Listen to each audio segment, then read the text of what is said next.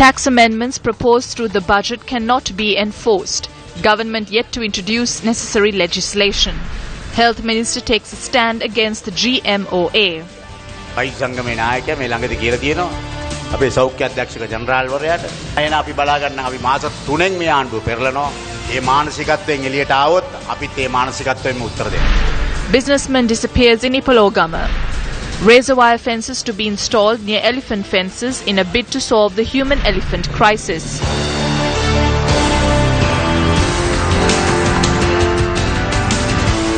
Very good evening to you. Welcome to Primetime News, coming to you live and direct from the Newsfirst studios here in Colombo. I'm Bernadine Jack Singha. And I'm Krishan Devasagam. Let's start off with a look at the stories in detail.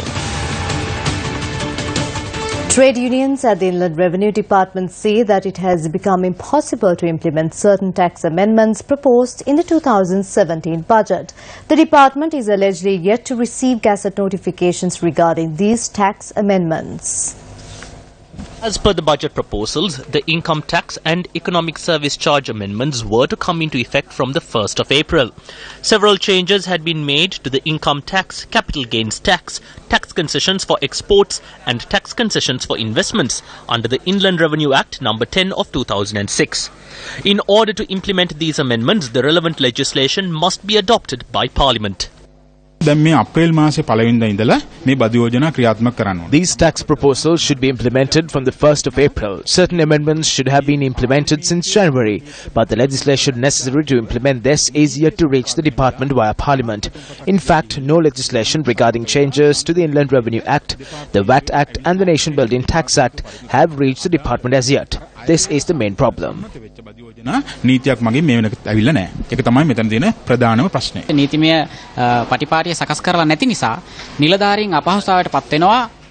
Since the legal procedure has not been established, this places officials in a difficult position. They have a problem regarding whether they are to collect taxes as per existing legislation or whether they are to collect taxes under the post-budget regulations. Not only the officials, this also inconveniences the taxpayers and intermediaries in the tax process. So while the government is pressurizing the department to meet all the revenue targets, it is a serious problem that they have not introduced the legislation to assist in this task. ඕන අලුත් නීති රීති සම්මත වෙලා නැති එක විශාල ගැටලුවක් විදිහට මේ මොහොතේ තියෙනවා. මේ ගැටලුව මේ අවුරුද්ද නෙමෙයි පීට පෙර අවුරුද්දෙත් අපි දැකපු දෙයක් තමයි. This problem is one that the government is now unable to impose certain taxes which should have come into effect on the 1st of April. Why have they failed for 5 months since the passing of the budget to introduce the necessary legislation? The government needs to pay special attention to this inefficient administration of public institutions.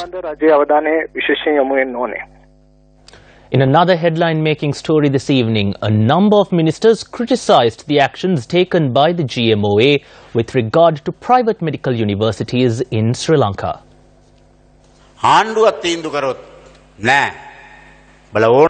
They can strike as much as they want. Who will lose in the end? It is your mothers and fathers. No matter how many problems arise, the government will not be moved.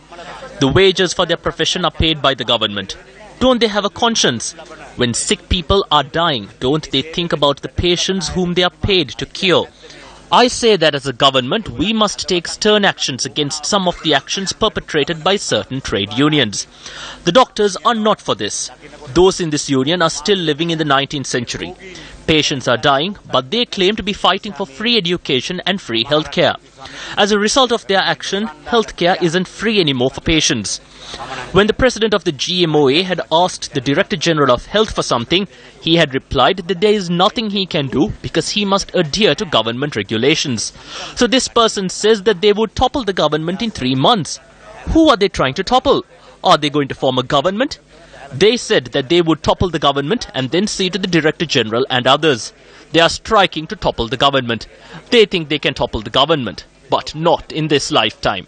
If they step out with that mentality, we will respond with the same mindset. ඒ මානසිකත්වයෙන් එළියට ආවොත් අපිත් ඒ මානසිකත්වයෙන්ම උත්තර දෙනවා. වෛද්‍යවරුන්ගේ සංගමයේ පසුගිය මැතිවරණවලදී The GMOA opposed the move to establish the government of good governance during the last election. So their political agenda includes disrupting the work of the government. This is the aim of certain members of the GMOA. When the case against Saitam was being examined in courts, certain members tried to enter the court chambers, but this move was prevented by the courts. Saitam cannot be closed. This is because the courts have accepted Saitam. If Saitam is closed, we will have to go to courts for contempt of court. They need to understand that. They call themselves intellectuals, but they are intellectuals who cannot accept a court ruling. Today is Bak Full Moon Poya Day, which celebrates the second visit of Lord Buddha to Sri Lanka. This holy day took place in the 5th year of his supreme enlightenment in order to reconcile two local chiefs, namely Mahodara and Chulodara, uncle and nephew, who had fallen into disagreement and were threatening hostility over a throne beset with jewels. The Mahavamsa also records that the Buddha was accompanied by a deity to Sri Lanka. In line with the Bak Full Moon Poya Day, religious observances took place at the Shakya Malakaya, located opposite the capital Maharaja head office's premises in Colombo. The religious observances were undertaken by A.F. Jones, a subsidiary of the capital Maharaja group. The erecting of cup took place in the Sirasa Vesak zone, which will be held from the 10th to the 12th of May.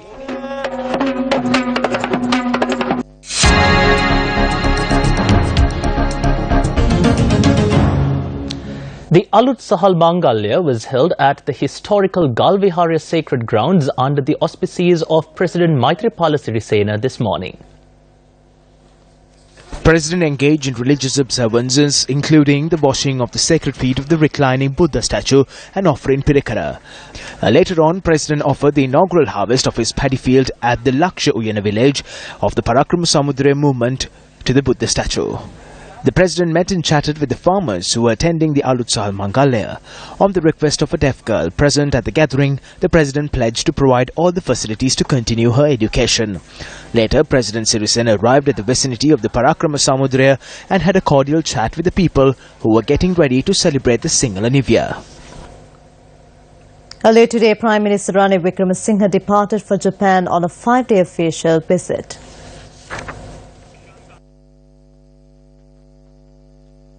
The Prime Minister and his accompanying delegation were welcomed by a group including a special advisor to the Japanese Prime Minister, Hiroto Izumi, and Sri Lanka's ambassador to Japan, Professor Dhammika Gaganath. Premier Wickremesinghe is visiting Japan on an invitation extended by his Japanese counterpart, Shinzo Abe. The Prime Minister is scheduled to deliver a special address at the annual Conference of Science and Technology in Kyoto. Japanese Premier functions as the chairman of this conference.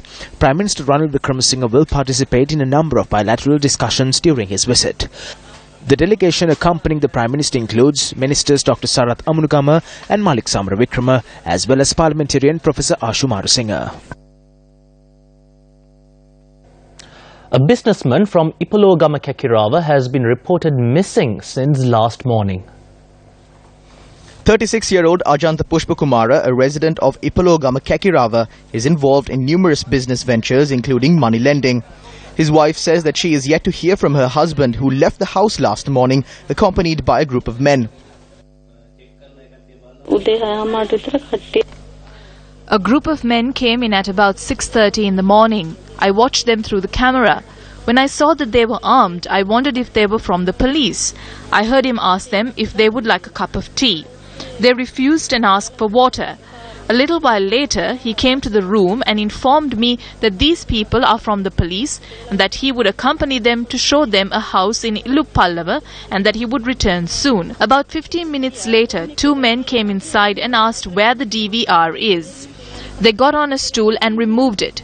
Then they took the phones. I asked them which police station they were from. They said they were from Bandaravela.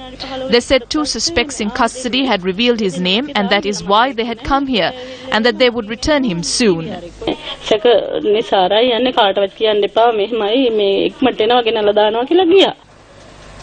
The family went to the Bandaravela police this morning seeking information on the whereabouts of the missing businessman. When News First made inquiries, the Bandaravela police noted that they do not have such a person in custody. The Ipologama police have deployed 2 teams to investigate the disappearance. The police arrived at the missing man's residence today and dusted for fingerprints. The police noted that there are several criminal cases pending against the missing Ajanta Pushpakumara.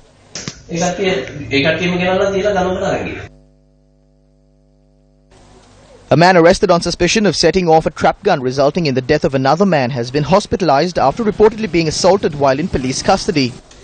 The victim, who is being treated at the Tambutegama Base Hospital, has been identified as 39-year-old father of Vasantha Kumara.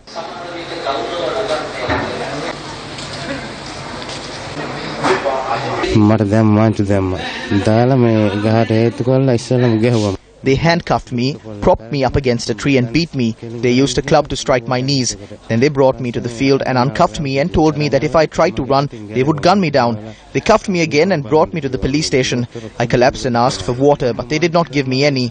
They asked me if the marijuana plant was mine and told me to plead guilty and that the fine would only be 3,000 rupees. The court had asked me to report to the Nikavarattiya police, but I was too afraid of the police.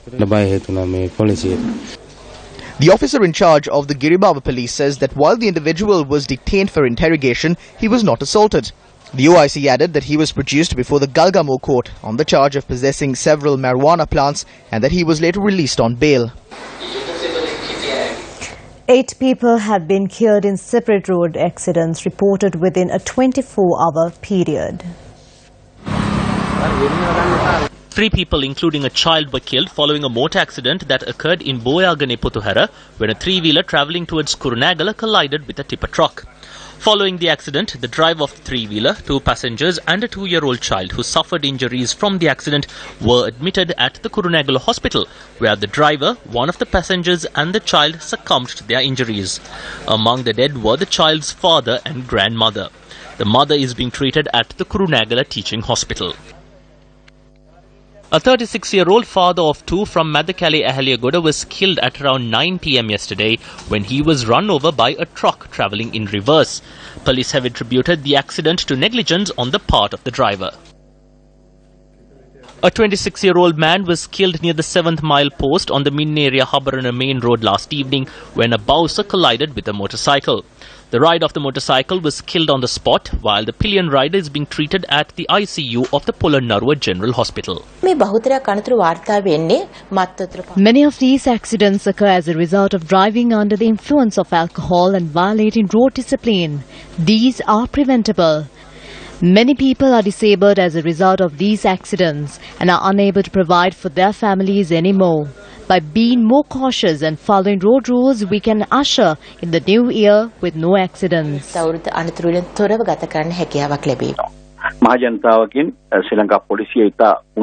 The Sri Lanka police calls on motorists to please ensure that they use the roads in a manner that does not put the public or pedestrians in harm's way. A special operation has already been launched to apprehend drunk drivers. Awareness programs are also being conducted to prevent firework-related accidents and drownings, which are common during the holiday season. The Sri Lanka police has also undertaken a special crime prevention program in order to protect the public.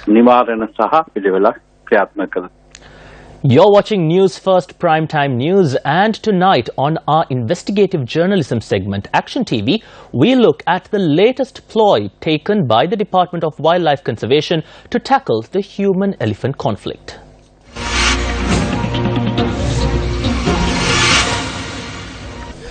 Officials recruited to the Department of Wildlife Conservation are recruited to the scientific service sector of the public service. At present, the key issue facing the department, an issue that must be resolved by following the scientific method, is the human-elephant conflict. This issue is prevalent in all of the nation's provinces, with the exception of the Western Province. Whenever the conflict is aggravated in a specific locality, or whenever the Wildlife Department employs certain strategies to deal with the issue, the serious lack of intellectual discipline in attempts made to resolve the conflict are brought to light. Incidentally, it is the Department of Wildlife Conservation itself that has planted the idea in the minds of rural Sri Lankans that erecting electric fences is the solution to the human-elephant conflict. Aside from the alternatives for relocating wild elephants following an incident or putting on fireworks shows when chasing an elephant away from a certain area, it would seem the Department of Wildlife Conservation is unable to come up with a sustainable solution to this problem.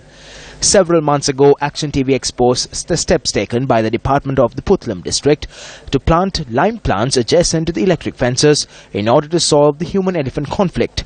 This action had no scientific basis whatsoever. The department has now withdrawn this program. The latest strategy that the department intends to experiment within the Puttalam district is far more serious than wasting public money to needlessly plant lime. Razor wire fences, a common sight in high security zones, will be utilized by the Wildlife Department along with electric fences to solve the human-elephant conflict in the Puttalam district. Any action that causes harm or injury to wild elephants is an offence under Section 12 of the Flora and Fauna Protection Ordinance. Thus, any action that is taken to deliberately or negligently cause harm or injury to wild elephants in this manner will cause serious harm to the department's reputation and will turn the public against the department. Elephants that are injured by such actions only receive treatment after the wounds have festered to an extent where the animal collapses in a critical condition. There is no system in place to treat injured elephants until their condition is critical. In many instances, the animal dies. Against this backdrop, setting up razor fire death traps could seriously endanger the species. There is also a possibility that other small animals could be killed after being ensnared in the razor wire fences. The department has already brought several 50-meter rolls of razor wire costing about 12,500 rupees each, with the intention of erecting razor wire fences alongside all the electric fences in the Puttalam district. Is there any difference between traps set by poachers and these fences put up by the Department of Wildlife Conservation? Minister of Wildlife and Sustainable Development, over to you.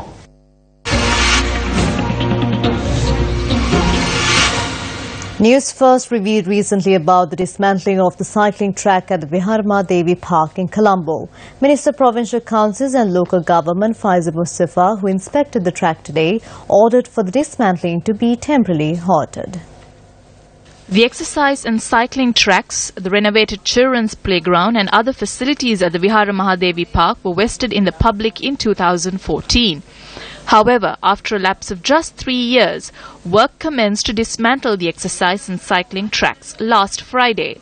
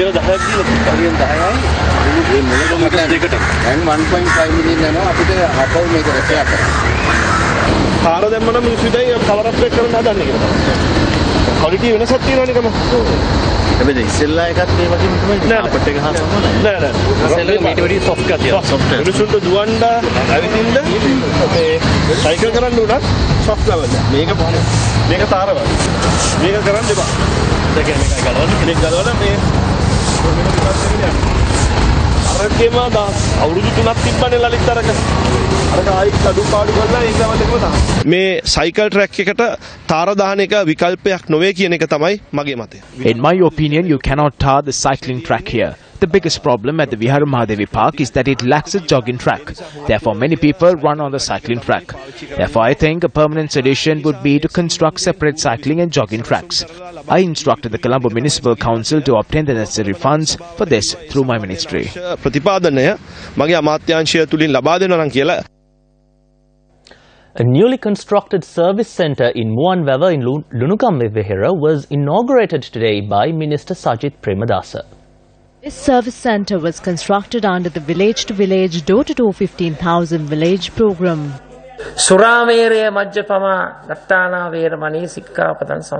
A life free of alcoholism. We know about the Mathatatita program, which was implemented recently. However, what was done under the Mathatatita program? Opinions were promoted. The number of licenses for bars increased and the number of wine stores increased drastically. It is shameful. While patriotism and protecting the country are spoken of widely, licenses for bars and wine stores are being granted in sacred sites such as Tissa Maharama. I appeal to the relevant authorities to begin the campaign to reduce the number of wine stores and bars from my electorate, which is the sacred town of Tissa Maharama. Demonstrators gathered in the Ampara town today citing several demands, including the cessation of the construction of an alcohol distillery in the eastern province. The protest was organised seeking immediate solutions to problems faced by the agrarian community in the Ampara district.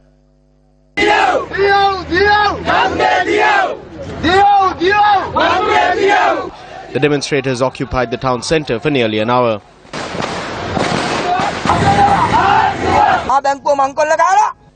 Arjun Mahindran's son-in-law, Arjun Aloysius, who stole billions from the central bank through his perpetual treasuries company, is now providing Mendes special to the people of Calcutta and the East.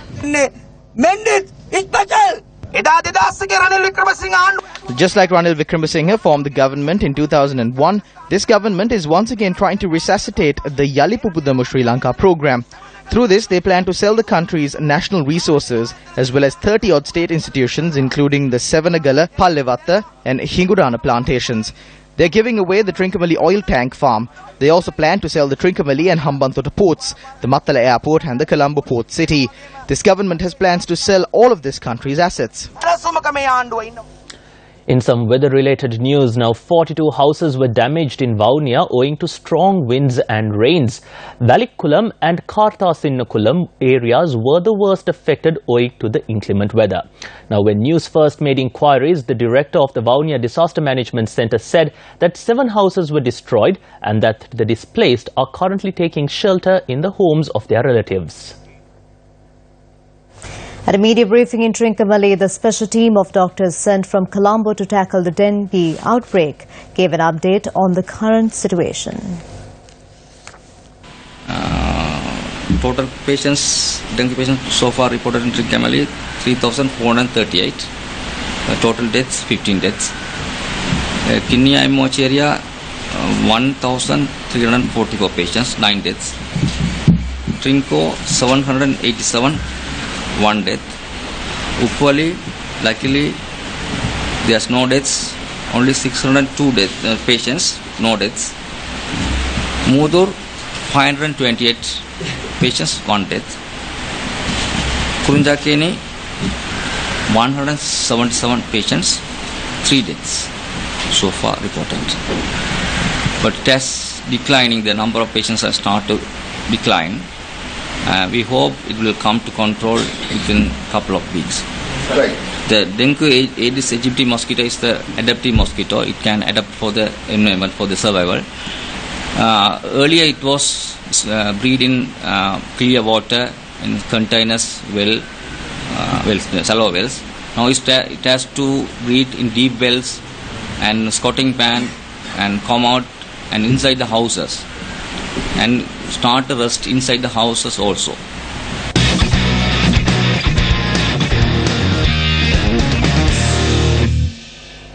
Former Sri Lankan cricketer Bertie Vijayasinghe passed away at the age of 96. Bertie Vijayasinghe was born to former Trinity cricketer Alexander Vijayasinghe and was the oldest living Thomian cricketer before his passing away. Vijayasinghe played his club cricket at Sinhalese Sports Club. He played his first national game for Ceylon in 1949 against a visiting Pakistan side at the Colombo Oval. Although Ceylon was soundly beaten, Vijayasinghe put on a standout performance, scoring 59 runs. Following his international retirement, Vijayasinghe took up journalism in London in 1952 while continuing to play for a local club named West Indian Wanderers. Notably, Vijayasinghe played for the Nottinghamshire at the age of 57. Probably his most important contribution to the game came in his role as a coach, having trained many national cricketers, including the likes of Anuratha Thennakoon and Siddharth Withamuni. The final rites will be observed at the General Cemetery in Boralla on Wednesday.